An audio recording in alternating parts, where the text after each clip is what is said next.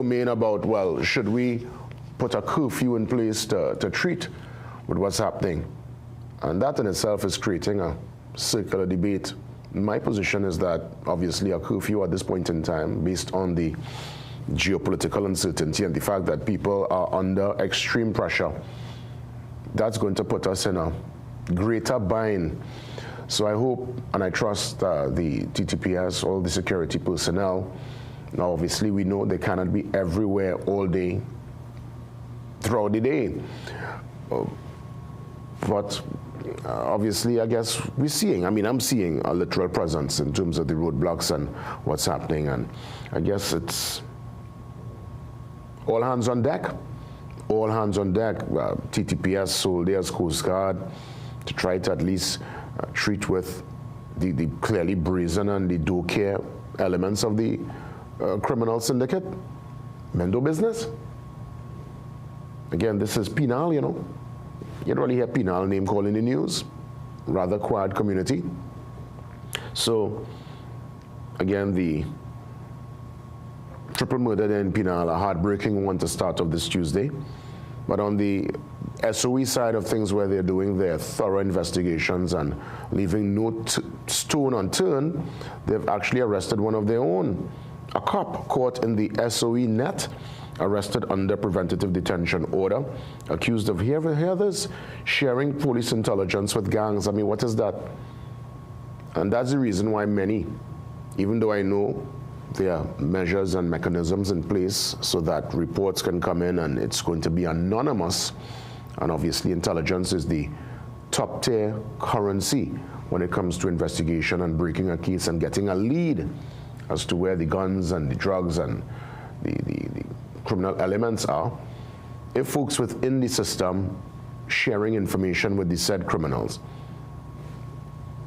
it calls into question the credibility and the effectiveness of said program and such exercise. And we have to, again, this person will have to obviously go before, well, I mean, under the SOE, you're charged, and I don't know what's the process after, if this will go all the way to court per se.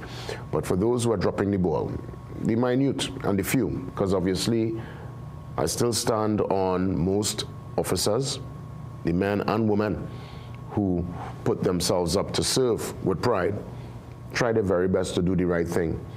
We have to consider the officers come from the said community, and some of the issues we see within the said TTPS, it exists in the deeper bowels and the every aspect, every sphere of work in Trinidad and Tobago. There are people who share information and drop the ball in every single sector, private and public.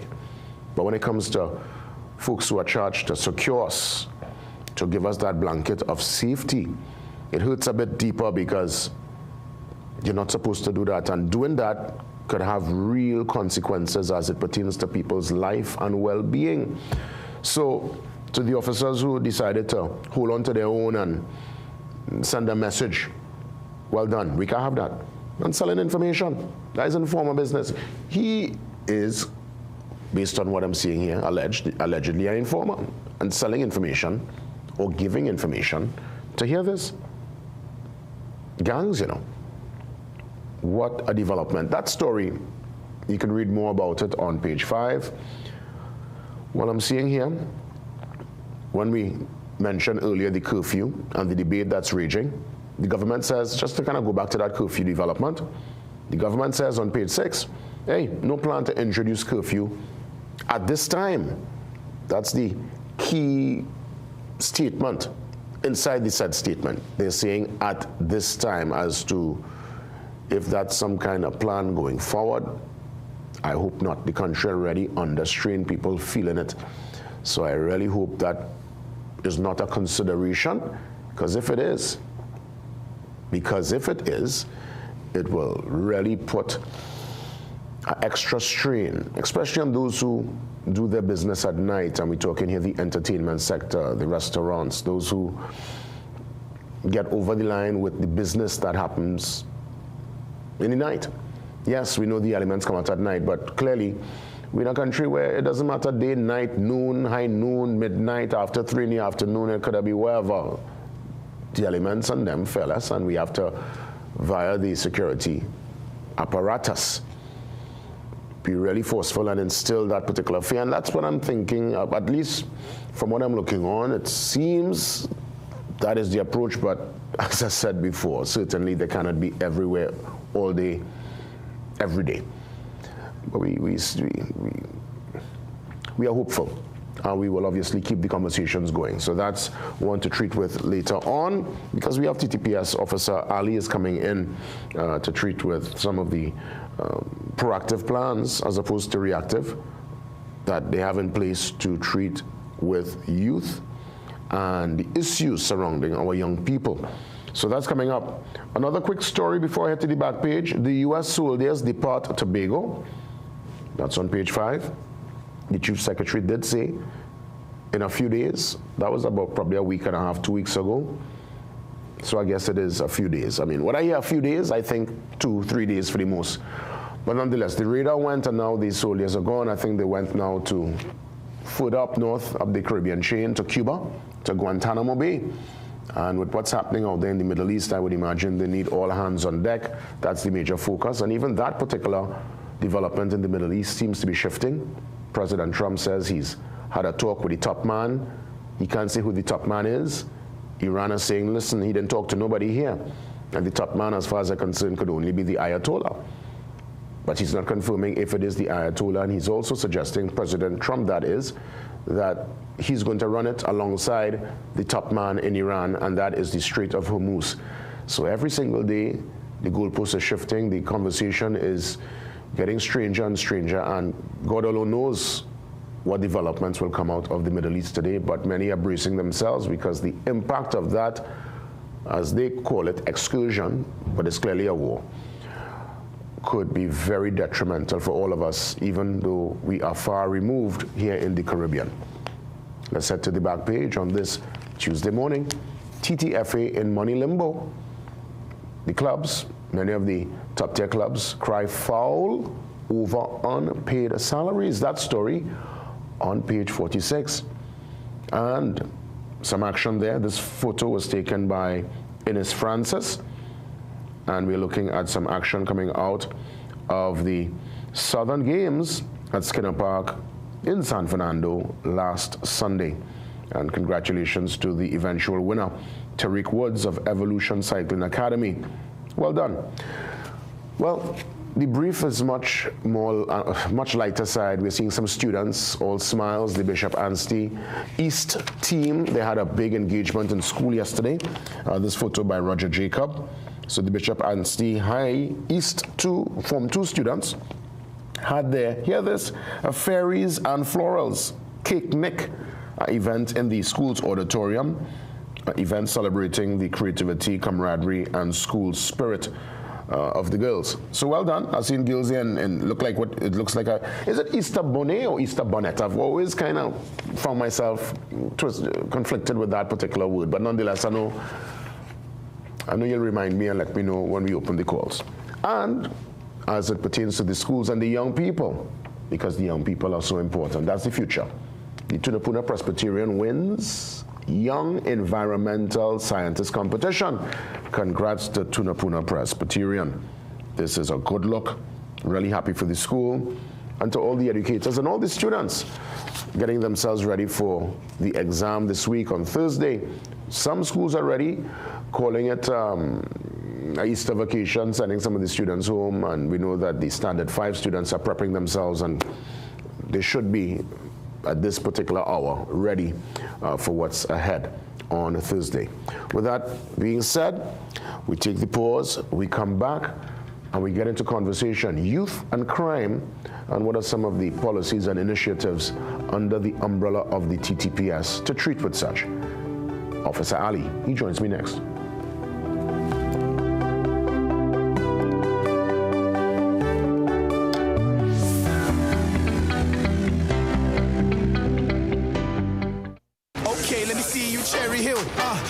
Now take it back, let me see you rock off, shake off, let me see you rock off, let me see you kick right, now step forward, now step back.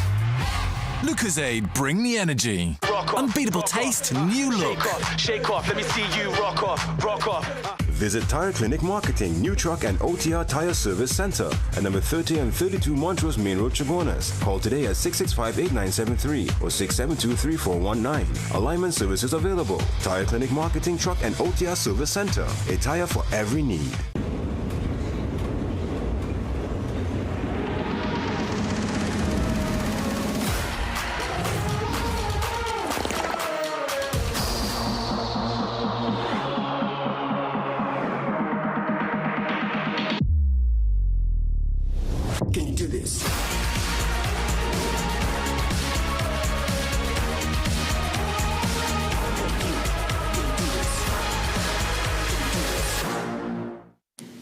Some of us like to test limits, but there won't always be second chances. Obey the speed limits. Maybe you don't value your life, but others value theirs.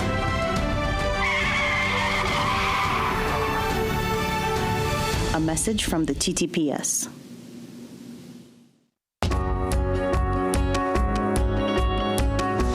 My own personal motto is to show citizens of this country that our stories can be told in a professional and international standard.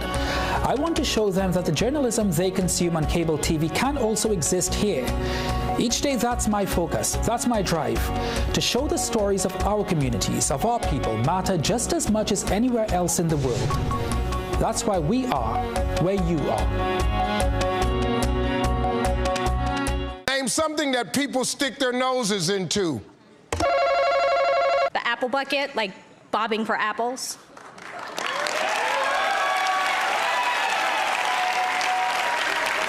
Where did that answer come from? In the apple bucket.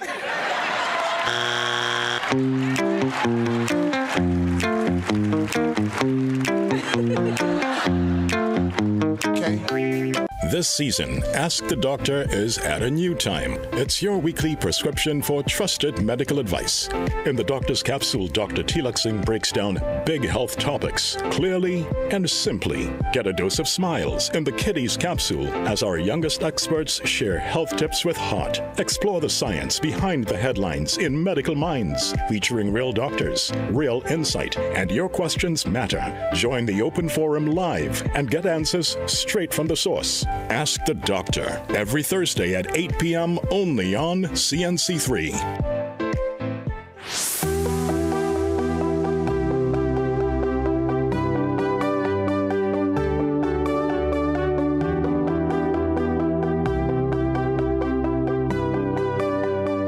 Officer Zahir Ali joins me, and always a great conversation, a big learning curve when Officer Ali steps in, because he's on the ground. He understands what's happening, and we're going to treat with youth and crime and some of the initiatives. I saw you, Officer Ali, recently in a very powerful symposium. I believe it was at the University of the West Indies.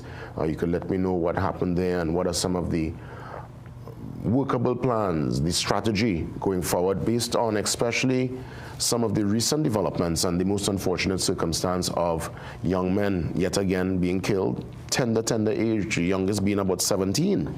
And I know this one obviously will be investigated, but the reality remains we are losing our youth. So many have gone to the bullet, to the gun, under violent circumstances. And obviously there must be hopefully some kind of turnaround. So let me just say good morning and welcome, and great to see you, Officer Ali. Well, it's always a pleasure, JW. Good morning to you as well. Good morning to Trinidad and Tobago and those who may be viewing and listening out of the jurisdiction. It's indeed an honor and privilege to be here and join you in this conversation. I sometimes wonder if we desensitize. We saw the triple murder in Penal, and many would read it, they will see the story, and they just, we move on. It's only if you know someone personally in this kind of circumstance, so it happens at your front door, that you are impacted. And I think bringing that sensitivity back up, could we, or are we far gone? What's been your lived reality as officer on the field? I think that's a brilliant question, JW. And while being a member of the police service, I'm speaking with another hat as well as Director of Policy and a community support in the Ministry of Homeland. And I think it's an important question that you asked in terms of that narrative. I hope that we are not being insensitive to what's happening in Trinidad and Tobago. And it leads me straight into the symposium that was launched a couple of weeks ago. The genesis or the purpose or the theme behind that symposium was to look at our vulnerable youths in Trinidad and Tobago from a behavioral and from an emotional issue. We thought it was important to bring all stakeholders who have relevance to youth and vulnerable youths in particular to come and share in a dialogue, share in a discussion, to be able to develop, a response. And, when I say develop a response, I keep harping on this point. A response that is applicable to Trinidad and Tobago, that suits our culture, our tradition, our way of thinking. So having executed that symposium with all stakeholders, I'm humbled to indicate this morning, and I want to say thank you to all the stakeholders. I want to acknowledge the Honorable Minister of Homeland Security, the permanent secretaries, for taking such a bold step and recognizing that the primary arm of dealing with law enforcement in terms of the hard policing, it must be complemented with very serious, what I consider secondary interventions. Well said, and it's important for us to have the policies and have the strong conversations, but even more importantly is for us to listen. And when the young people spoke at that symposium, what are the young people asking for? What's their feedback? And again, an excellent question. And we had a person who actually got up and actually told a story in terms of being caught within the criminal law and had to depend on persons who is not his parents or guardian to be able to, show that level of care and affection to the individual. So, and I'm happy that you asked that question as well, because coming out of the symposium, just yesterday we had a debrief with the University of the West Indies, with the Trinidad and Tobago Association of Psychologists, and the Ministry of Homeland officials to look at an action plan. And one of the things that was very high up in the order of priority is having another conference symposium to bring and open the playing field for the youths, the youth clubs, NGOs that are involved in youth development, to really hear their voice, to really understand what they are asking for, and give them a part to play in relation to developing a resolution or a solution that they can accept and they can implement. So I think that's a very, very important. And similarly, I want to also recognize the National Parent Teachers Association. Coming out of the symposium, with immediate effect, they responded asking for a symposium to look at national workshop on parenting in Trinidad and Tobago. Oh, yeah. Jay, we cannot be speaking vulnerable youths. Vulnerable youths, if they are under the age of 18, what you'll realize is that you cannot be interacting with persons under 18 unless you are dealing with a parent or guardian. Mm-hmm. So it's important that we bring that very important stakeholder on board as well. So it's a new horizon, and probably in the next couple of days we'll have some additional things to say in relation to it. I need to just make one point to link it to what's happening right now in Trinidad and Tobago, Jay. If we were looking for any justification for the symposium that would have been executed a few days ago, what we are seeing unfolding now, recently a 16-year-old, a preventive detention order was issued for a 16-year-old. And that's a very significant matter for me, because it demonstrates clearly that if we wanted to answer whether our youths are vulnerable, here we are seeing that a 16-year-old, based on the credible intelligence, were linked to criminal gang activity, and hence the preventive detention order was issued for that individual. So those things are things that, I wouldn't want to use the word legitimize, but it justifies why we need to make that intervention. And in terms of that scenario, and yes, I know we can't go into details, but yes, I would imagine a PDO doesn't happen overnight. That means this young man would have been monitored. That means the file would have been a hefty file for a PDO to be issued for such a tender. Under the law, that's still a child. Well, I'm happy that you took me there. You open a very important window for me to send a very clear message to Trinidad and Tobago as well, that while that person may be 16 years under 18, where the age to attract criminal liability, which is in our jurisdiction, there's a presumption that when you're 7 and over, you can attract criminal liability. So that's one. The second thing is, under the anti-gang legislation, JW, and I want to speak to Trinidad and Tobago directly here, the parents, the guardians, the communities, persons who are harboring or are recruiting children to criminal gangs, it's a very serious criminal offense under the anti-gang legislation. And I want to repeat that. So when parents and guardians are not exercising due diligence, or they are not paying attention, and their children are engaging and socializing with criminal activity or engage in criminal gang activity, it's not only the child who will be affected by the application of the law, you as a parent may be called in with a diligent investigation to show that you knew you were harboring, you were benefiting from this. So my simple message this morning is that our vulnerable youths who may be attracted or recruited to criminal gangs, we ought to be paying attention to them, and we need to start with parents, guardians, and the persons who have the responsibility for children to understand where they are and who is engaging them. So very, very significant issues, JW. The consistency now is what I want to take the conversation. How do we stay consistent and stay on the ball with the young people? Because the gunman and the bad influence don't take a day off, they don't take a long weekend off. That's correct. They're every day on the ground. They're working the bad science. Yes. The bad science. Yes. To groom and bring especially the young and vulnerable, because at that age, you're not studying death, you're fearless, and we'll see a gun in your hand, oh, you're big and bad now as a child. Yes. So how do we stay consistent? Brilliant. And this is why, for too long, we have always seen Trinidad and Tobago Police Service as the fundamental, as the organization that must take the responsibility, and very much so.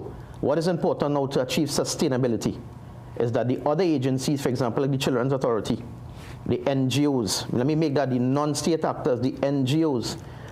We had the opportunity with the Heroes Foundation recently at the symposium, and other NGOs who were called in. We have the police youth clubs. We have the corporate Trinidad and Tobago. We have the various ministries, health, education, social development. JW, I'm simply signaling that we have always spoken about a society's response to be able to sustain the efforts. So it's no longer just the Trinidad and Tobago looking at primary law enforcement, and in some instances looking at youth clubs. We are looking at other agencies who have very fundamental role to play. For example, if you have a Children's Authority, and may I recognize them this morning, they have responded positively in the symposium. They have a very critical role to play as well. They, in law, are the guardian of the rights of the children. So if we're speaking about vulnerable youths, that's an entity that should be very interested or become very interested in terms of looking at the best interests of a child. So to answer your question, we can only achieve sustainable efforts if we see a society that is responding to it, and not an individual institution or just a small group of individuals. And I say even the media. Perhaps the media, it has come now that the media may have to look at opening the doors for other parenting workshops, educational workshops, even from a social media context, to start reaching a wide cross-section of persons. If we do not do that, JW, we may just be continuing to read in our newspaper things that we should not be reading. Do external influences play a role based on your research? What are the results? Is there any empirical to prove some of the content via social media, the movies, the music? Remember, young people are part of the subculture. You're into what's the now, and plenty of what's being consumed. We grew up listening to Cutty Ranks and stuff, but I don't think it impacts us to go out and chop nobody, but it's a different energy now. Is there any correlation between subculture, what's happening on the entertainment circuit, and how the young people are responding? I will say, based on the intelligence that I'm receiving, and I want to recognize the Trinidad and Tobago Association of Psychologists, led by President Victoria Senior and Jilal Singh, and also the University of the West Indies Behavioral Science Department, led by Dr. Esnad and other officials at that particular department. They have clearly signaled, JW, that the social media and what our youths in particular are exposed to, it is a very significant matter. And I know that the Honorable Prime Minister would have hinted to be looking at what's on social media. We have seen in other jurisdictions like Australia and other parts of the world, they are looking at regulating what's happening on social media. So when you speak about the external influence, that is the ideal medium. And you spoke about music and other forms of influence, and I think that is an area that we need to look at. So in going forward, coming out of the symposium as well, this is an area that we are looking very seriously at, and perhaps in the very near future, lend that voice, lend that support to look at how best we can regulate it, recognizing that there are benefits as well. But it's important for us to recognize that if we are not careful, that social media, the influence in this context, emotional and behavioral issues, very, very significant. For too long, we have looked at crime, in my respectful view, in a like, for example, in a vacuum. we look at it very bare.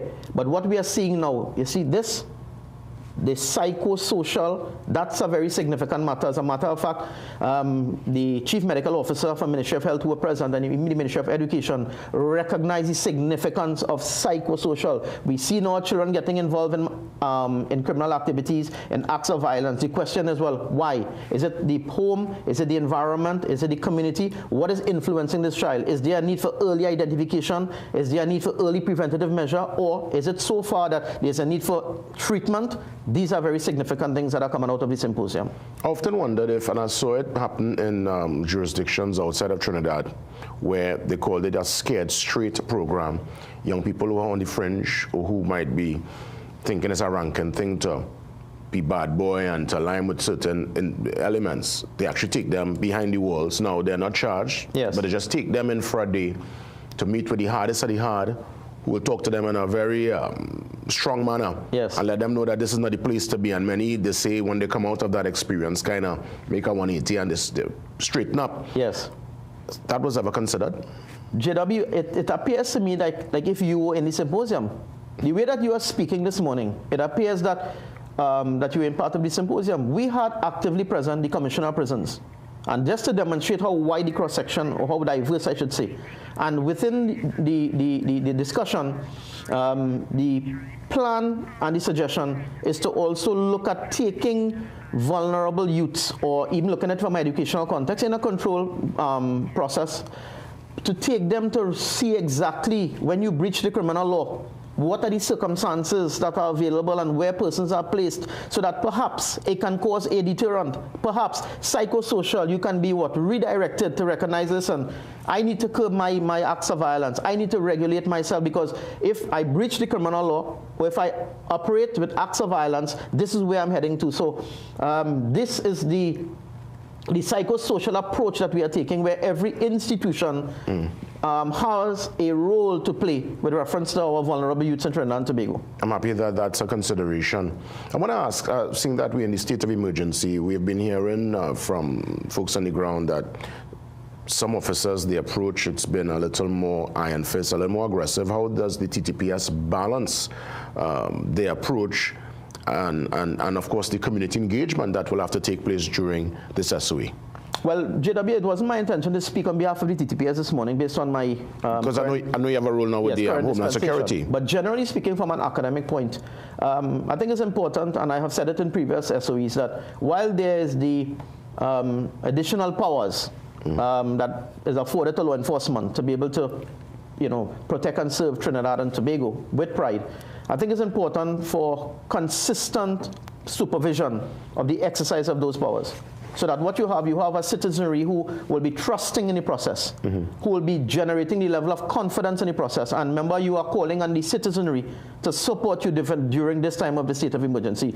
So what I will advise, if it's not already happening, is that the hierarchy of the police service and the senior management continue to closely supervise the exercise of those powers to ensure that it's not abused, and to ensure that we continue to maintain that trust and confidence in a very critical time. I want to bring it back to your particular role really fast as the Policy and Community Support Director. What advice you want to see in real time to parents looking on guardians, a grandmother who they have a grandson, a son, a daughter, a granddaughter there, a nephew, a niece. Yes. And the child seems to be out of control, and they would have tried everything, and they really don't know where to turn, what to do. What's your advice to that guardian this morning as it pertains to bringing all hands on deck to treat with a young person before they fall off the cliff? Excellent question.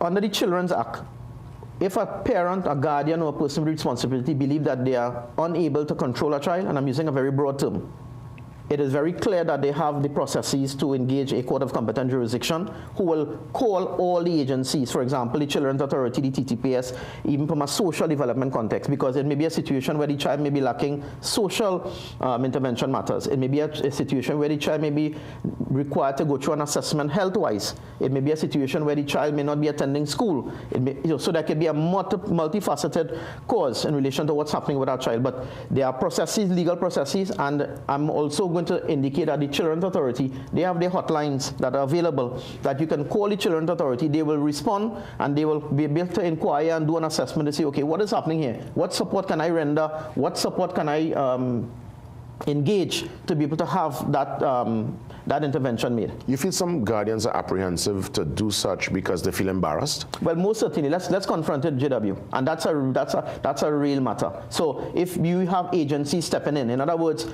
now you are not only allowing me into your home, you're allowing me into your bedroom. So it's persons, of course, will be reluctant. But what I want to say to these parents and guardians is better you look at it early than you fail to look at it and it becomes something of a disaster where there will be no issue whether you're calling the agencies. The agencies will have the jurisdiction to enter. So it's better you use the soft approach now. If you've seen a child behaving in a manner that you cannot control that child, reach out. I may even say reach out to the office, reach out to my office policy, and I would be able to coordinate with other agencies to see how best we can assist you. But an excellent question, and let us not neglect the media. For any parent or guardian who feel that they are not controlling a child or they are unable to control a child, reach out to the media. Speak with the media. You speak to a JW know that he will raise the authorities because a child is everybody's business. Yeah. So, there are so many opportunities that you can, apart from your initial family or your initial community, let's reach out and the help will be forthcoming. And I mean, we are both parents and, we are doing our part to treat with our children, but when we consider the wider community, especially those who are marginalized, the young people who might be on the fringes, ultimately, I mean, I'm hopeful, but I want to ask you, Officer Ali, are you still hopeful with our youth? I cannot lose that hope, JW.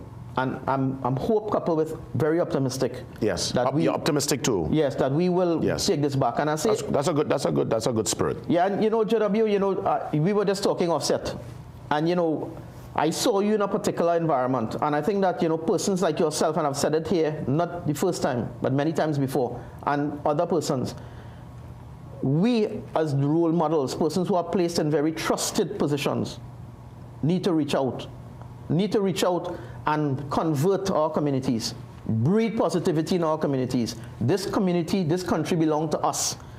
We need to recognize that, we need to embrace it, and all the professionals in Trinidad and Tobago, and hence why the symposium created that sort of network. It created that sort of energy and that drive that when we're speaking about vulnerable youths, that's not a TTPS matter. That's not a CATT matter alone. That's not a Ministry of Education matter. That's not a Ministry of Health. That's a society. If the Ministry of Health fails, TTPS must see themselves as failing. JW must see himself as failing. And that's how we need to look at these issues. We find ourselves in a ticklish time because what you're speaking to, I spent my formative years in Aryan country. Yes. Community environment, really a safe haven. And I knew fully well that if there was any misbehavior on my part, Mr. Markey would have corrected me. I'll have to answer to Ms. Tazi across the road. Let's fast forward to 2026. There are many who might be a bit nervous, a bit measured in correcting a child because the parent now of the said child might want to come and confront them. Were you talking to my child? So I don't know how we shift, how we went from that to where we are, and if we could find a way to balance it really, and again for the community to get involved. So I'll let you have that final say.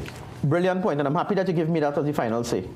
I spoke a while ago about the contemplation of a national parenting workshop in Trinidad and Tobago. Nice. And this is where you may have the opportunity to resolve that concern that you have, where if parents are ignorant or likely to be ignorant if other neighbors and community are looking to engage their children, the parenting workshop will reinforce that you need that extra support. You would not be here, there, and everywhere with your children. Mm-hmm. But if your community sees a child, for example, let's say, traversing close to a very dangerous precipice, and a neighbor say, son, you need to move from there and you need to go home.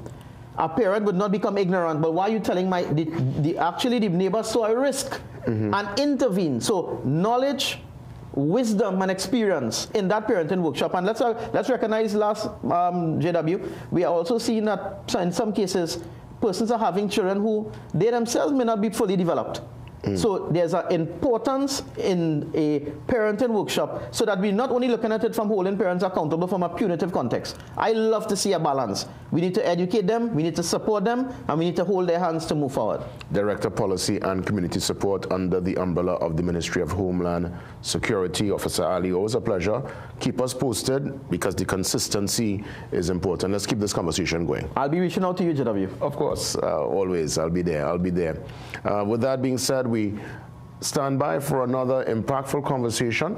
Let me tell you, it's World Tuberculosis Day, would you believe? And there is lots to discuss and lots to learn as we treat with that particular talking point. And we're going to touch on diagnosis and care with Professor Terence Simongal. That's next.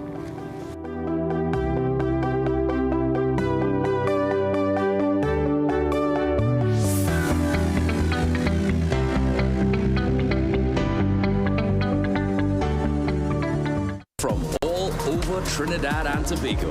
Anil wrapping roti at lightning fast speed. Sandra nailing every order in her hardware. Lisa, who is in sync with style. There is no buffering at her boutique. And Dr. Alex filling prescriptions with care. They're all part of the 5,000 strong businesses connected and growing with reliable, high-speed service from Amplia.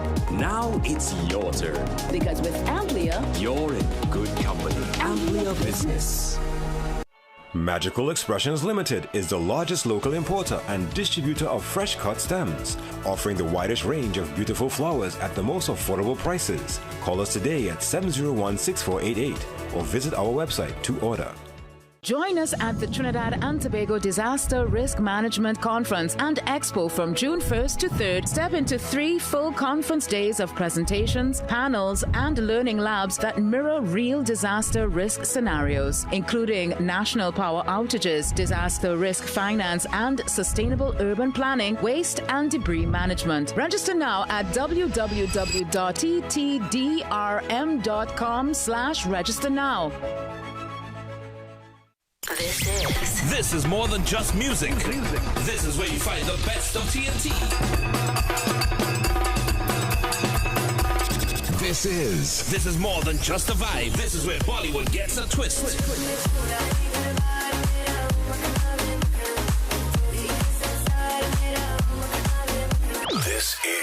This is more than just energy. This is Bhangra and indie pop too.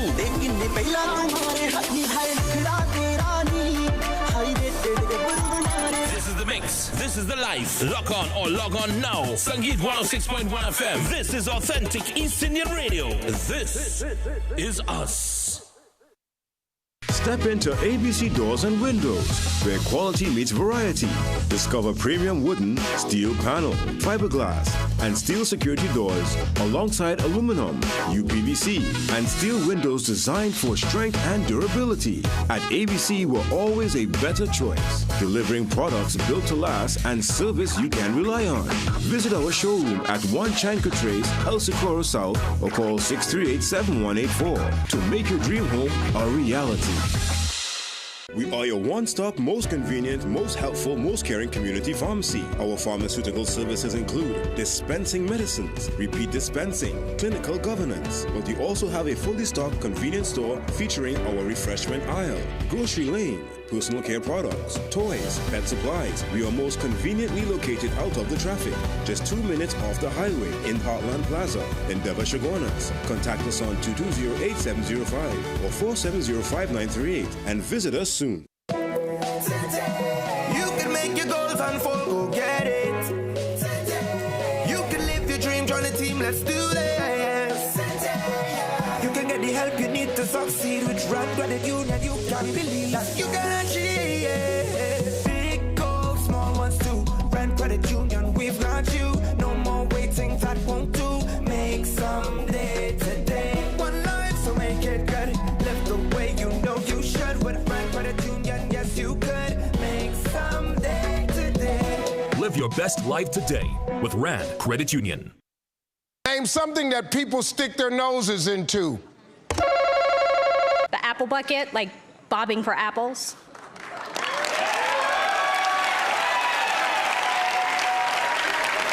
Where did that answer come from? In the apple So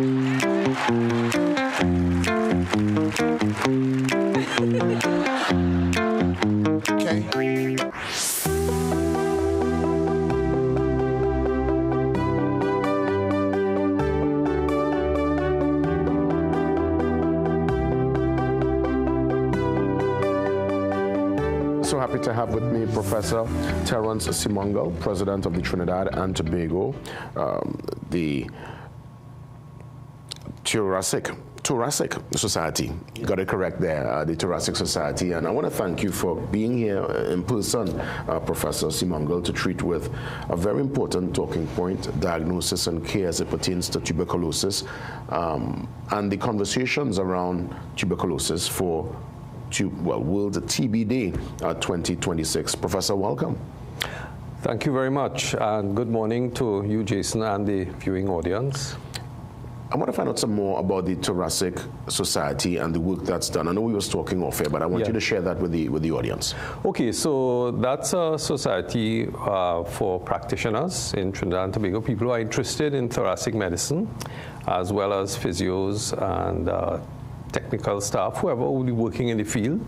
And what we try to do is to keep our members up to date on the latest information. So for example, we are celebrating World TB Day, and at 12 o'clock today, we have a lecture by a world leading expert in TB from the National Jewish Hospital of the US. Yeah, important information indeed, and that's why we're having this particular discourse, so the learning curve could be enjoyed by all. Yes. What is TB, if you could describe it for us? Okay, so that is a contagious disease. I heard it's airborne? It is airborne, yes, and the form that infects humans really comes from other humans. So it's been living in human beings for a very, very long time. And many people just have the infection, and it's not the disease, and they have nothing to worry about. But if you become, your immune system weakens, it can become activated in you. What are some red flags that someone will have to, when you listen to your body and you pay attention, you recognize something is off? Right. So for example, commonly, people get a cold and it seems not to get better, and then they're coughing up sputum. That's one major issue.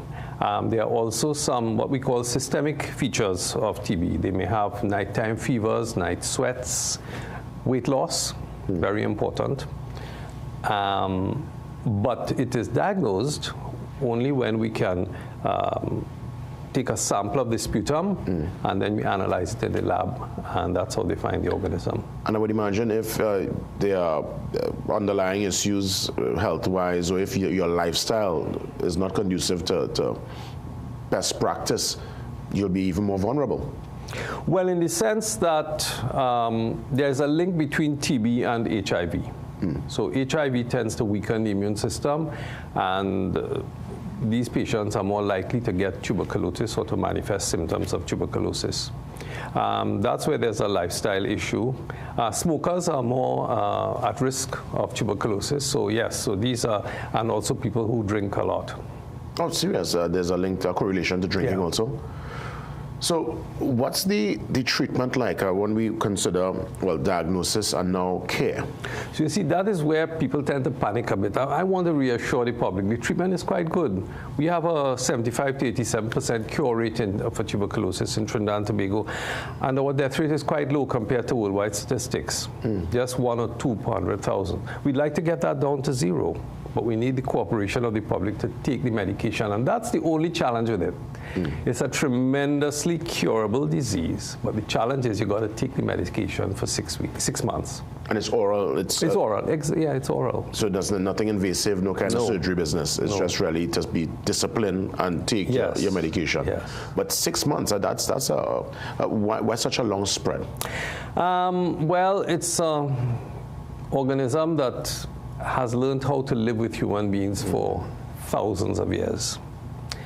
And the drugs get into the system, they live within cells within the lungs, and the drugs have to penetrate and get rid of the organism. So it does take a while. We don't have treatment that works any faster than that, but it does work, and people are cured. Because, you know, you always hear sometimes TB outbreak. These are things that doesn't really conjure well. People get into a panic.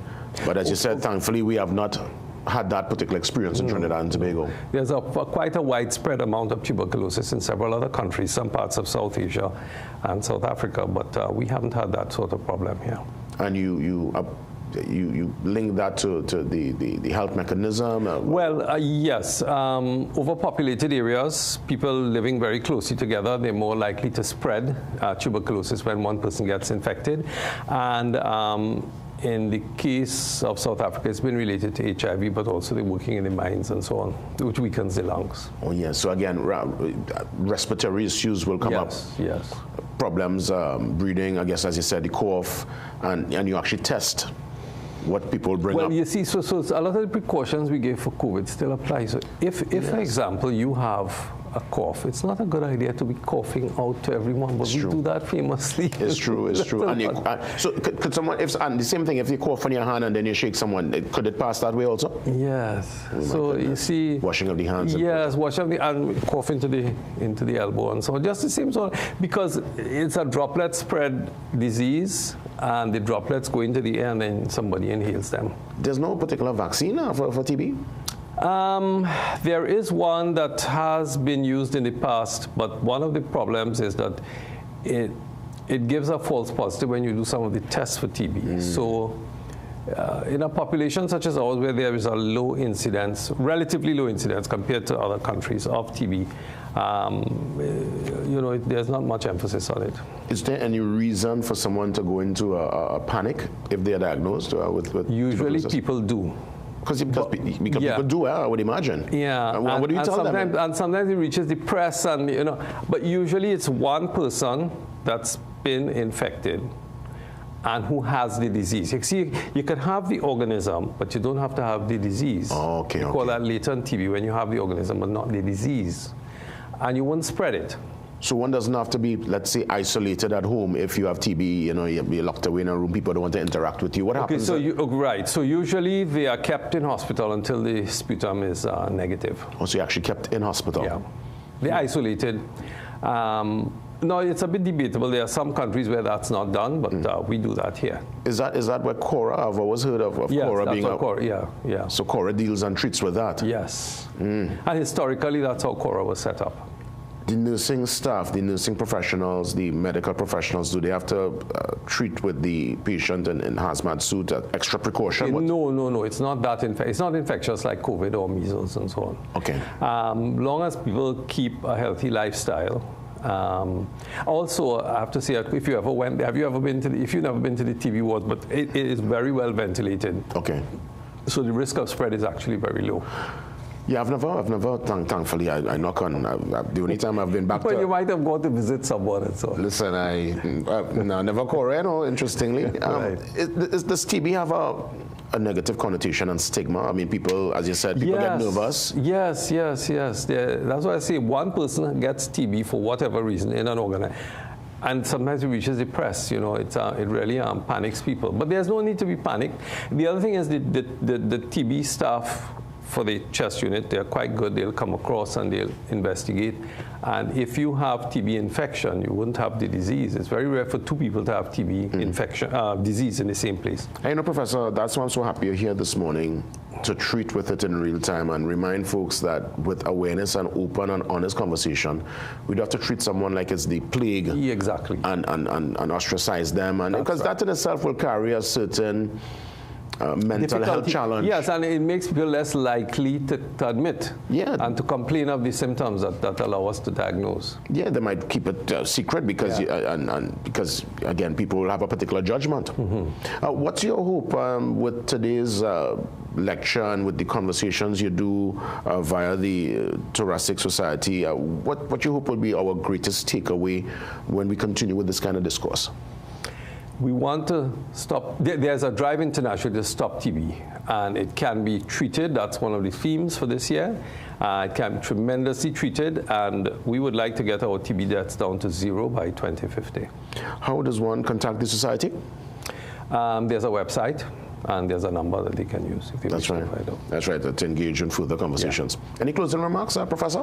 Well, thank you very much for giving us this opportunity, and stop TB. That's the goal.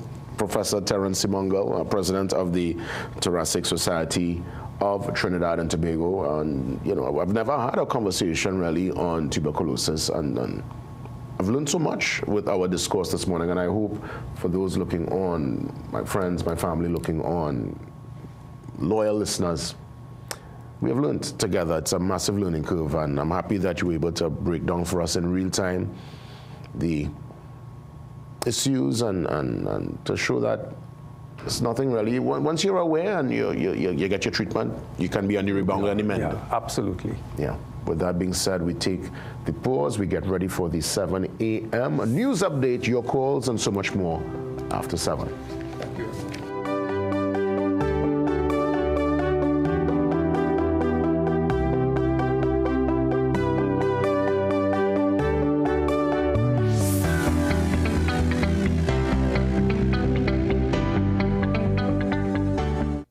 Is mealtime more of a chore than a cherished time?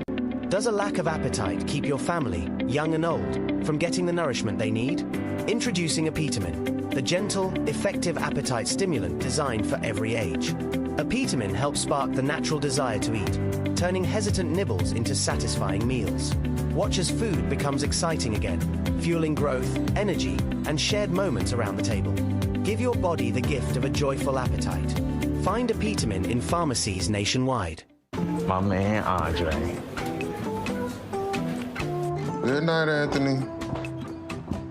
7 years with the company, and we couldn't do it without Antoine. Happy birthday, dear Alejandro. Happy birthday to you. Who's Angelo? We're like coworkers who don't forget your name. I'm Angelo. CG United. Good like that. Welcome to Holiday Inn Express and Suites. Do enjoy, Stacey. You want some coffee? Can I have the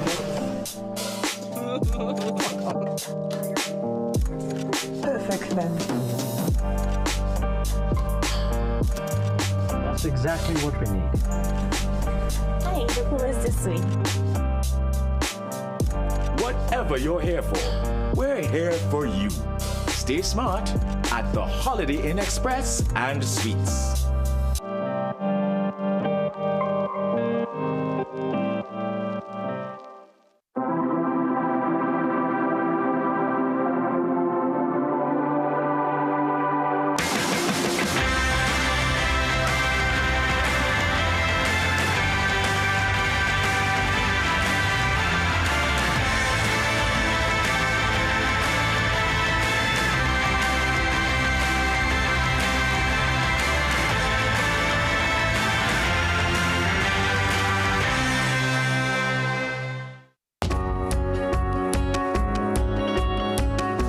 Sportsmanship is when an athlete walks off the court and you can't tell if he won or lost because he carries himself with pride either way. This quote is an embodiment of sport, and for me, sport is an embodiment of life. We are where you are.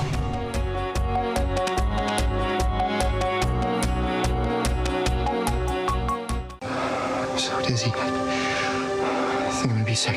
Oh. Caleb, are you okay? Oh my God, are you all right? Cal! I need help! Cal! Jackson? Hey, what's wrong? It's Caleb. He's like really... Where is he now? It's not far. Come on, I'll show you. Lead the way. Be sure to catch Sullivan's Crossing, Wednesdays at 8 p.m. only on CNC3. Each day I ask myself, how can our country be better than it was yesterday? We all hope for a better society, but not many understand the power of their influence to change the world around them. A small act of kindness holds as much power as a camera, a mic, or even a seat in the parliament when it comes to achieving societal development. I understand that my purpose extends beyond being a mere observer. I am an active participant in shaping the world around me. From the stories I write to the newscast I produce, it is my hope that everyone is heard and understood. We are where you are.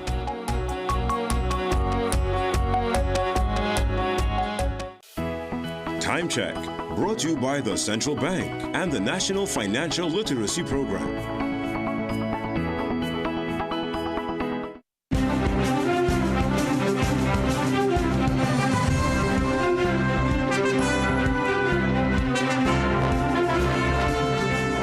Good morning, I'm Ryan Beachy with headline news on CNC3 and the TBC Radio Network.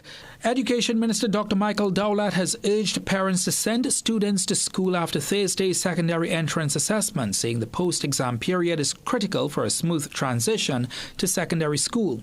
Speaking to students at the Marabella Presbyterian Church on Monday, Dr. Dowlett highlighted the growing role of technology.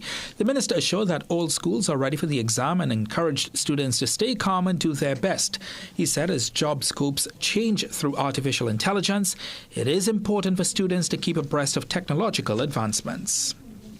Would have ensured that every single primary school student would have had the AI-supported SCA past paper solutions. And so we are showing our students how to use AI responsibly. They are being guided by their teachers and by their parents. And so as we get into the secondary school, we are also developing digital textbooks with AI support. Industrial tensions in the public health sector are set to intensify after President of the Trinidad and Tobago National Nurses Association, Edie Stewart, warned that nurses may withhold extra duty services in response to government's move to standardize pool rates. In an interview with CNC3 News yesterday, Stewart contended that the association is prepared to now force a costly shift in how nurses are compensated. The warning comes amid growing anger over what the TTNNA says is an unjustified rollback of long-standing arrangements, particularly for specialized nurses.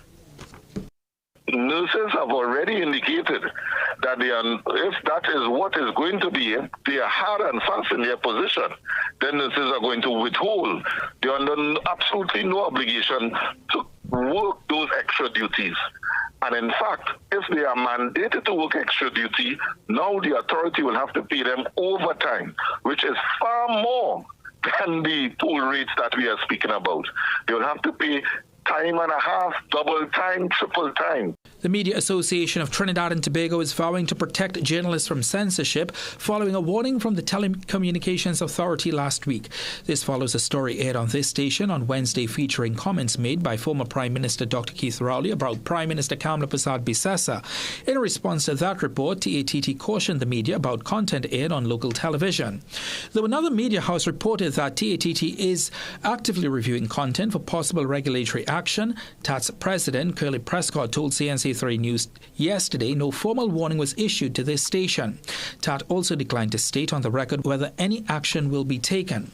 Despite the president's claims, CNC3 did, however, receive a letter dated March 20th. In it, TAT advised the station to practice greater oversight and monitoring to ensure compliance with its concession. MAT would not stand by and let anybody stop us from reporting what is accurate.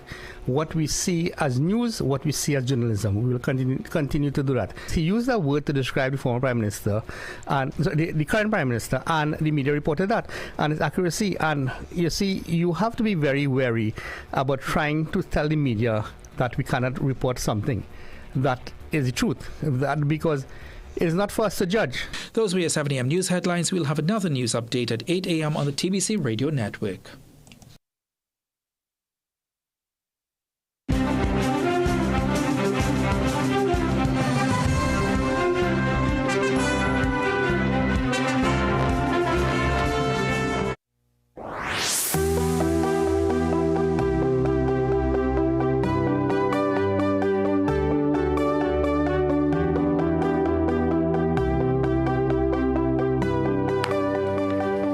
Welcome back. It's our number 2, our final hour. We go till 8, and as per usual, we open the second hour most days with the open forum, a chance for you to touch base. 624-8721, 627-8658. The lines are open. I look forward. Now, obviously, we're looking at some other developments, and as I go through the Guardian, I want to bring your attention to a particular story here. It speaks to, just let me get the page here. I've got the page. Right. The situation with the nurses, and they're actually going to threaten to withhold extra duty as row over pay escalates. I heard from Edie Stewart yesterday on the news. We'll probably have to touch base with Edie to get the latest. And that story actually with the nurses, a very important one. It's on page 8. So I implore you to get your copy of your Guardian today. Who's on the line? Good morning. Welcome. Okay, so I think we have some understanding by just just listen up on the phone itself. Don't try to listen on the TV. There will be a delay and we won't be in real time. Saparia, good morning. Morning. Welcome, I'm listening. Go ahead, man.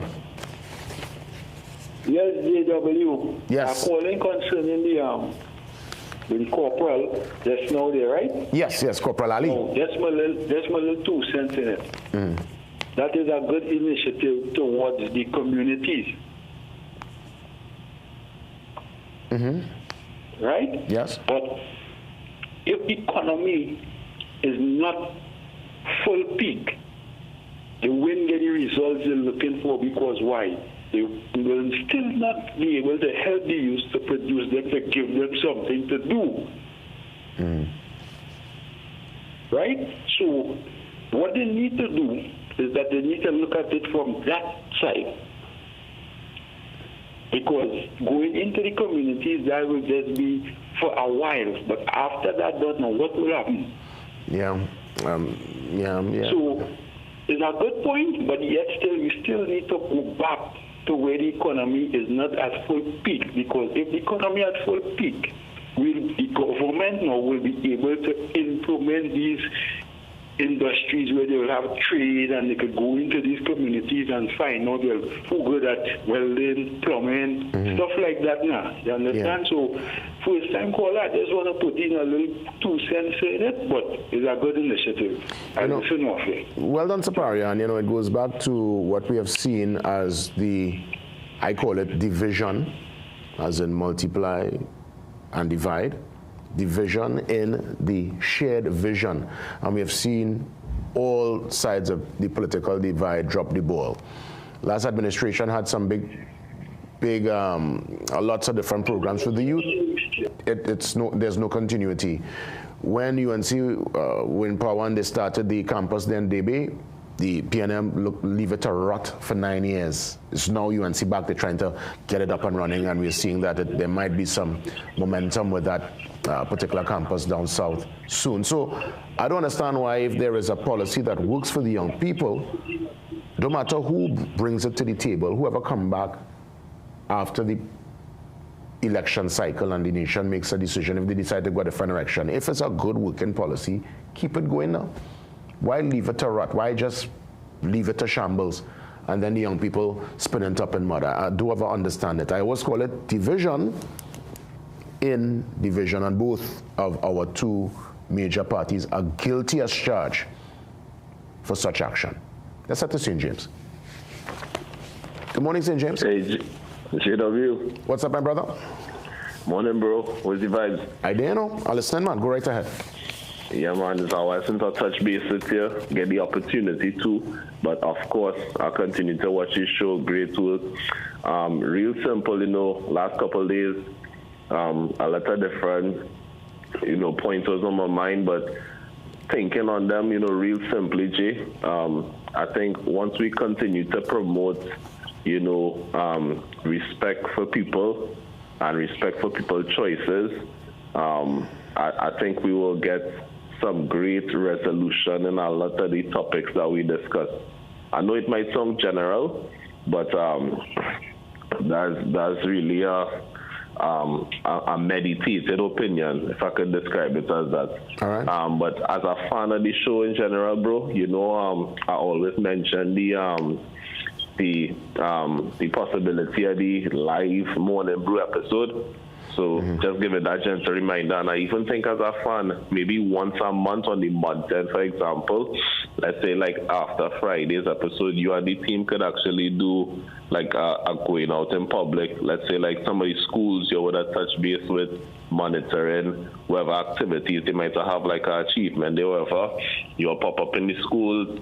Let's say you'll pop up in some places, public places, because it's month end, people might be kind of bubbling in the country and everything. So that's just an idea, But as usual, keep up the great work and continue to promote the positive, respectful, progressive Trinidad and Tobago. Thanks a lot, St. James. Always bringing good suggestions to the table and adding to the cup. Thank you so much, St. James. Brother Faizo, good morning. Good morning, Brother Jason. Brother Jason, Officer Ali, I've been following him for quite a while, and that fella is a true patriot, you know, Jason. Yeah, he is. A very bright officer. He has always been a person of positivity and hope. Yeah. And those are the kind of people we need at the helm of leadership.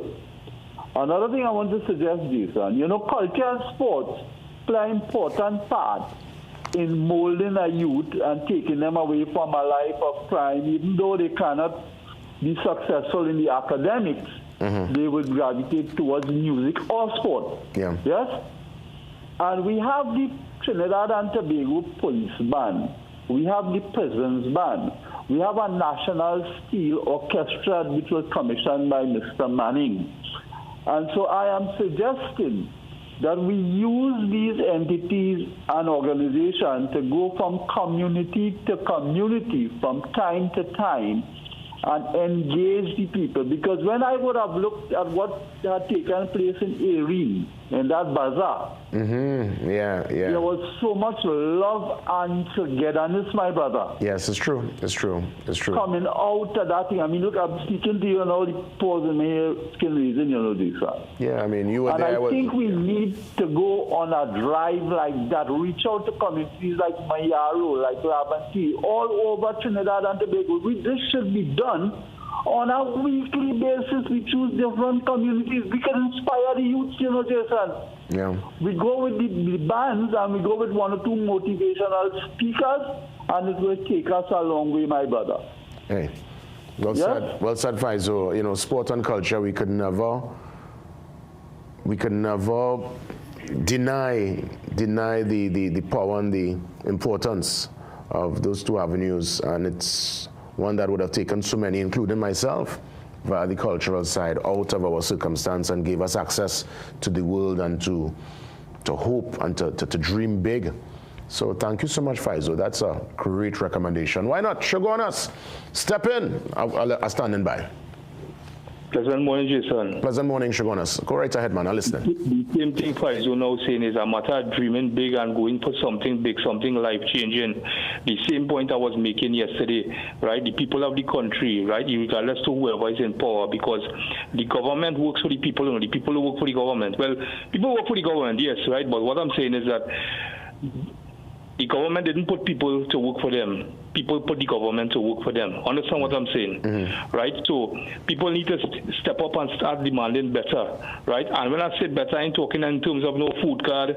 I ain't talking in terms of no 10 days, right? People need to stand up and try and do better for themselves in life. You understand? And stop blaming this one and stop blaming that one and what kind of thing. Sometimes we need to do some introspection in life, Jason, right? And look at the man in the mirror, right? And see who is majorly at fault. Relevant to coming down, relevant to being brought down, or whatever the case is, whatever, for lack of a better word, right? So I just want to say that, right? And I just also want to say that for all those who live in these crime hotspot areas, you all could get out of that, right? All you don't have to be in that. Understand what I'm saying? I watching these little 3 youth men, right, who get gunned down, and one of them taking a picture like if he holding some kind of SLR or some kind of AR-15 rifle or some kind of thing like that. So you could imagine what is embedded in their head. Yeah, so I'm saying showing in the emotion, showing in the physicality. Well, understand what I'm saying? Well, the thing is that, Shogun, as I'll tell you this, and I understand where you're coming from, but what happens is that that's just the youth subculture. It's the same way when we were young, we would take pictures like that, or, you know, that's kind of what the young people do now, you know. So whether they're from good house, bad house, it seems that when young people take a picture, Shogun, it's been my honest observation that they do a kind of the invisible rifle. Now, that seems to be the trend with the young people, honestly, Shogunas. That's just what they do. Right. So you're proving exactly what it is I say that goes. What is within your mind shows up in your physicality. Understand what I'm saying? Right. So whatever you have in your mind, right, you will show up physically. Right. So that's why I say it's the wrong thing that they have in their mind. Right. I think that the youths of today, right, they're too spoon-fed. Understand what I'm saying? They're too spoon-fed. They need to get up, right, and get things done in a better better way for themselves, right? And I think that the parents at the homes, right, have to take a greater responsibility as for where these things are happening. Someone would have called in a time and say, because the corporal punishment, they can't beat children in school. Why the teachers? If I am a teacher, why I have to beat your child in school? So where the training start? The training is starting at home. It's supposed to be at home. Understand what I'm saying? The training is starting at home. So I just want to say that, and I just want to say people could do better for themselves, right? Or let's stop watching these little small things like little 10 days and watching this and watching all they could get $20 and come now, man. All they feel all they worth more than that. All they feel all they could do better than that. Think about it, right? And on a lighter note, Jason, the reason why Arsenal lost that cup final, right, is because Arteta kept in goal, right, and kept making the mistake when they went 1-0 down. That's all the time you're running with your other goalkeeper, right? But because you and kept so long together and all they're talking and all they're linemen and whatever the case, you play kept, you see. You mix pleasure with business. Have a good day, Jason. All the best, Shogunas. All the best. Arsenal really didn't show up, especially in the second half of that cup final. And we had a major error by the goalkeeper, and well, Man City went 1-0. I think. I mean, in all honesty, City had a better game, and I guess they deserve the cup. And I'm an Arsenal fan, but I'm a fair and objective sportsman. And you know what? If they had to win anything at all, let them win that cup. I wouldn't call it a small cup because it's an important cup. But I want the Premiership and I want the Champions League, and I could even take the FA. I could go for the treble. El Socorro, I believe, is on the line. So from Shogunas now, we head to El Socorro. Good morning, El Socorro. Good morning, JW, man. Good morning. You're batting strong this morning, man. You're batting strong. Yes, good morning. That interview with Zahir Ali was superlative, man. You need more individuals like Mr. Zahir Ali. Yeah. And he's very linked to sports also, JW. I don't know if you know this, or the community and the nation knows this. Mr. Zahir Ali was captain of the very first West Indies under-15 team in 1995, Mr. JW. I didn't know that. And he played for the West Indies under-19 around 1999 in the World Cup of 1999. The man is very much linked to cricket and sports. I didn't even know that. I just texted him also, you know, on that superlative interview. And JW, he's calling on you to get involved in that, man, in his community work. No, I will. To your involvement. I will. Up to last Friday, I had an engagement with Officer Shabodi with the TTPS, the St. James Police Youth Club. So I always I can't say once I have time, I make time actually. So yes, well, Officer Ali just needs to reach out and I'll definitely be on board with him. Yes, and he's a former, he's a QRC boy, JW. Oh, serious? He's a QRC boy. All right. Yes, yes. We'll keep up the good work, man. You're batting strong as normal. All the best to you, man. All the best, El Socorro. All the best. So that's it for the calls. We thank everyone for sharing this morning. Great conversations. And yes, Officer Ali, we have our discussions off air. And I guess, you know, it's all about timing too, because that particular engagement at UE, they would have had some of the major talking heads and people within the different arms, Insurance Authority and the ministry. And I would imagine at some point, media personalities like myself, once the opportunity presents itself, we will get involved, and it's just a matter of time. So, again, all the best to every single person trying their utmost to inspire and bring a sense of hope and bring a different conversation to the young people. And I guess as Shogunas would have mentioned, it's the whole concept of teaching someone to fish as opposed to giving them a fish. And if you teach someone to fish, well, they'll eat for a lifetime. It's a tough one. Some people are really a bit vulnerable and need the extra help to get over the line. But if we could move in that direction, I think we'll be in a much better place. So I want to thank all the callers for checking in this morning. Up next, our digipreneur. Oh yes, Karen Rose. He steps in and we're treating with another interesting talking point, and it pertains to artificial intelligence. AI, was Benjai would say. AI. Oh! Like my Benjai. Oh, you like my Benjai? Sound good? See you soon.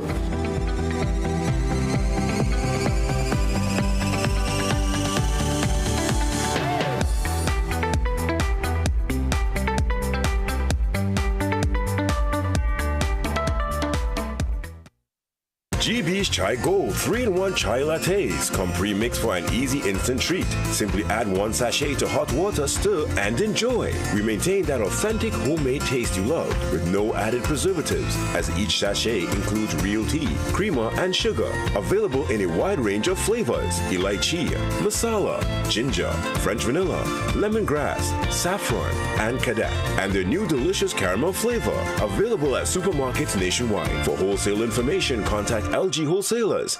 Introducing the new Sun Mix Nut Bar. Available in 3 delicious flavors: granola raisin nut, almond cranberry crunch, and coconut almond crisp. All packed on a rich bed of dark chocolate. Taste the good life, snack right. Taste the good life anytime. Good life. Sun Mix. Sunshine Snacks Sun Mix Nut Bar. Taste the good life. Looking for a smart way to grow your savings? For just a limited time, the Trinidad and Tobago Police Credit Union is offering competitive fixed deposit rates of up to 4%. That's up to 4% guaranteed when you invest with PCU Fixed Deposit. Visit any of our locations in Barataria, Arima, San Fernando, or Tobago to get started today. For more details, visit policecreditunion.com or call us at 6124-PCU. PCU. Your future is safe with us.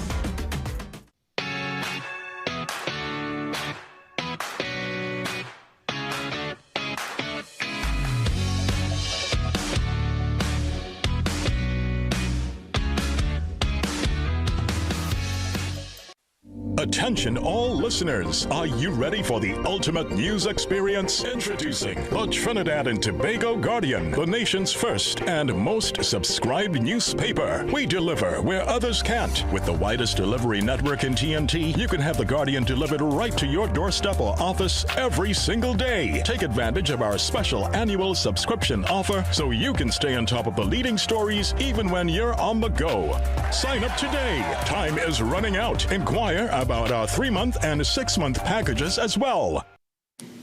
Some of us like to test limits, but there won't always be second chances. Obey the speed limits. Maybe you don't value your life, but others value theirs.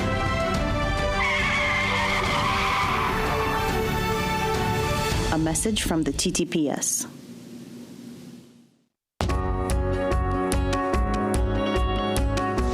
Sportsmanship is when an athlete walks off the court and you can't tell if he won or lost because he carries himself with pride either way. This quote is an embodiment of sport, and for me, sport is an embodiment of life. We are where you are.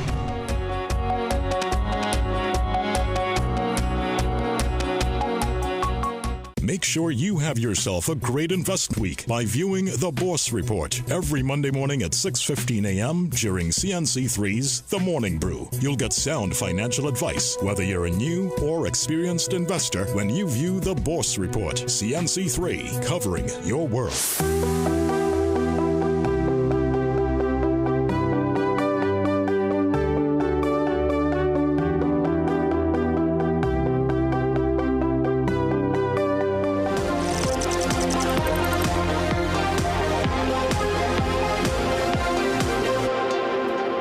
Have no fear, the digipreneur is here.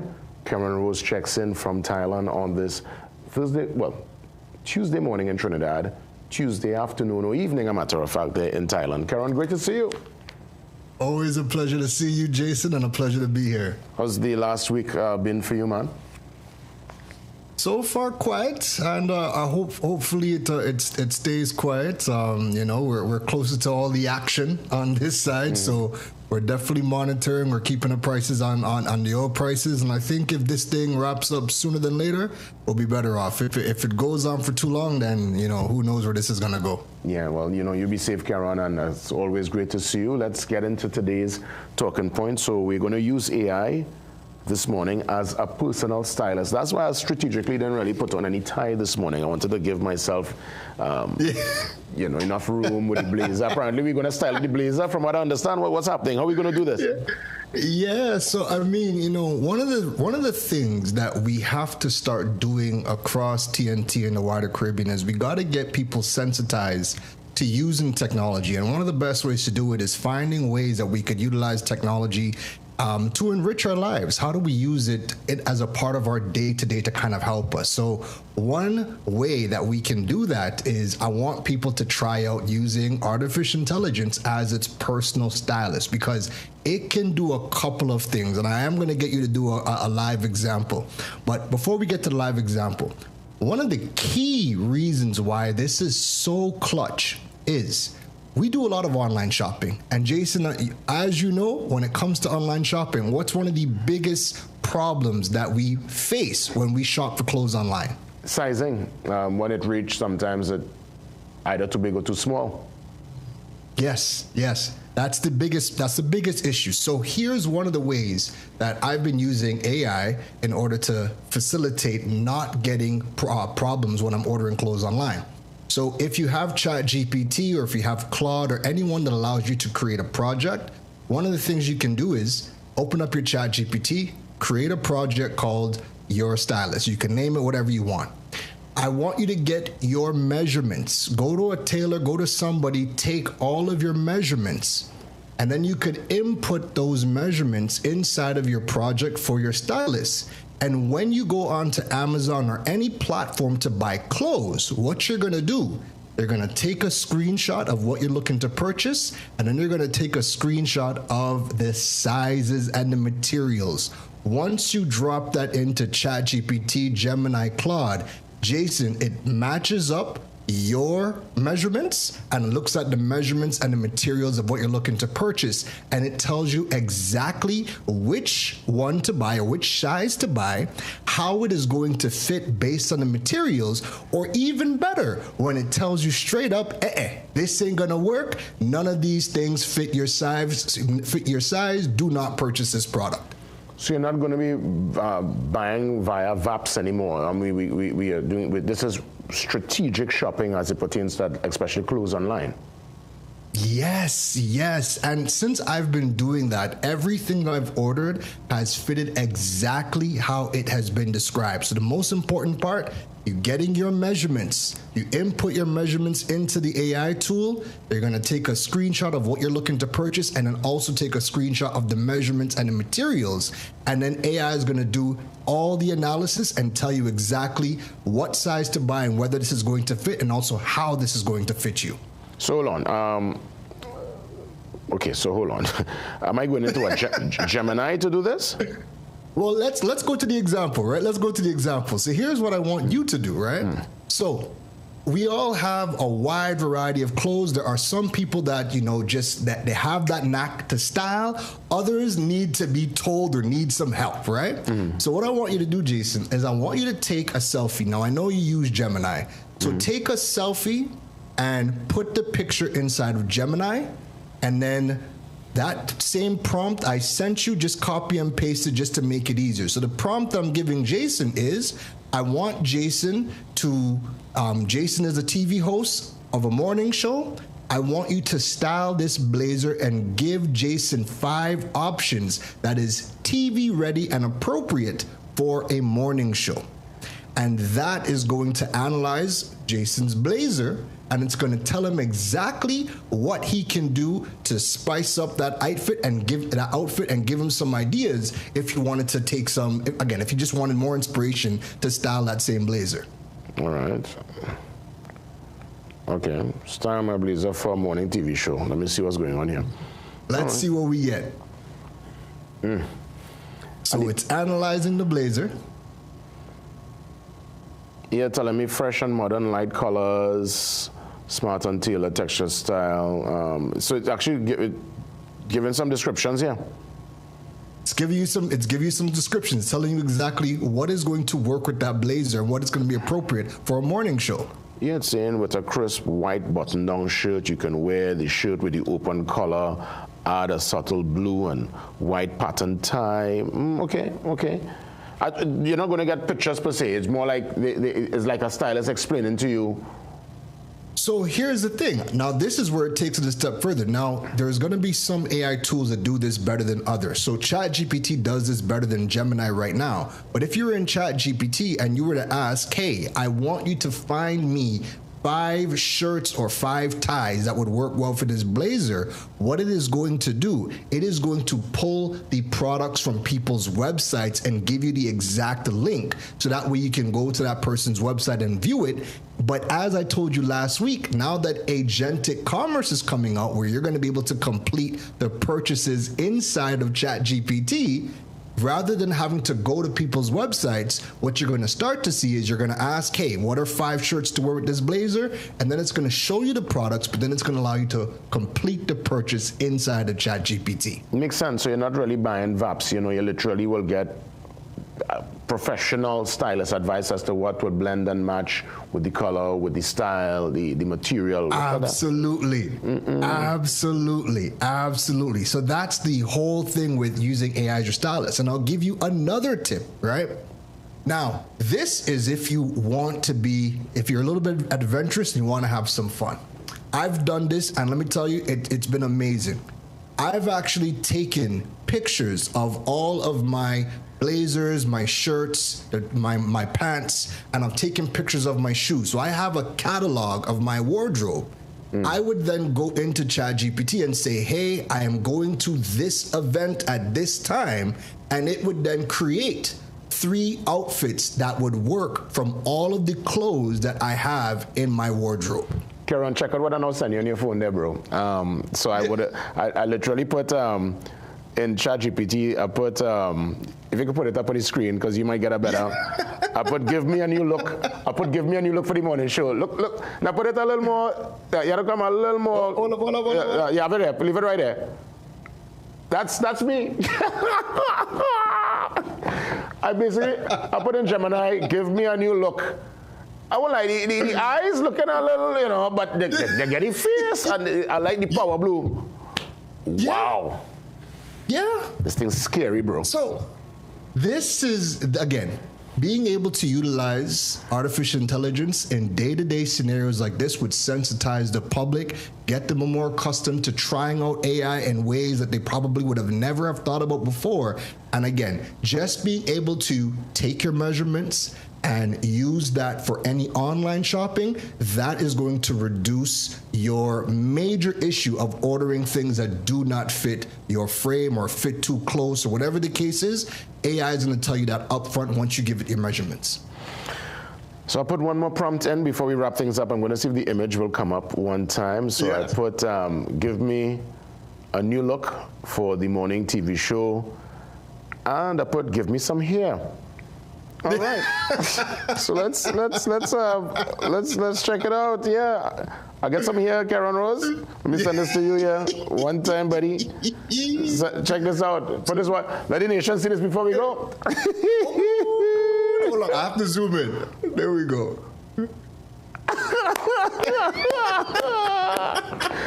You see the cheeks? All the cheeks looking rosy, so.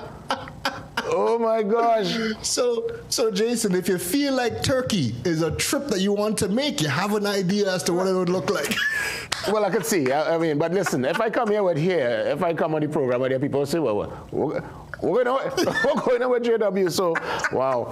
But I must say, you know, AI again, you're proving to us every week that once we get familiar with the technology, we can really use it for good. And we can find ways to see in real time the possibilities. I want to thank you for that again, Karen Rose. How can folks contact you as we wrap things up? You can go check out KarenRose.com, learn more about building your digital presence, monetizing your platforms, and if you want to learn more about, you know, tapping into global job opportunities, that's a great place to start. So check out KarenRose.com. Karen Rose, all the best, man. Great conversation. God spare we touch base again next week. Take care. You too. Have a good one. For sure. Karen Rose, what did you preneur?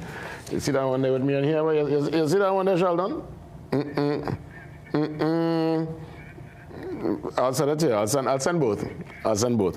Let's get ready. Our conversations on cancer. It continues, and we have coming to get into conversation Dr. Sanjeev Solomon. He joins me next.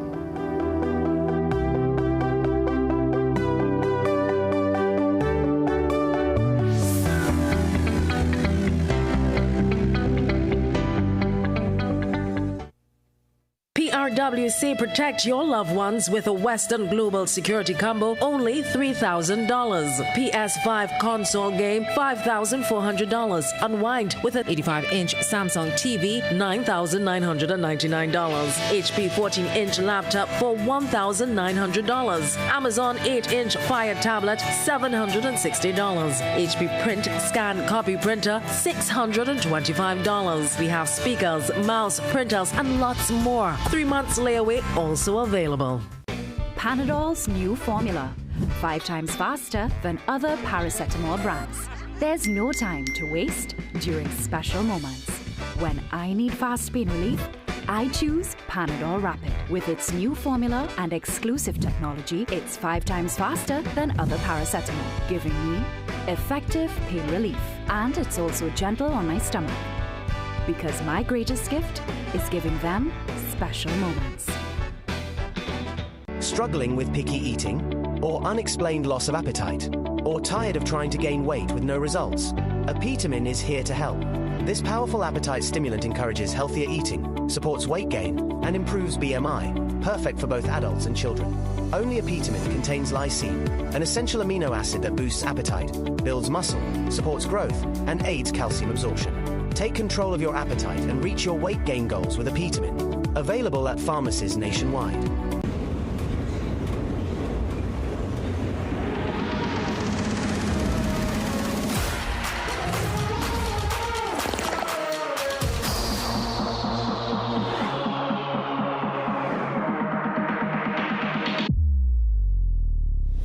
Can you do this?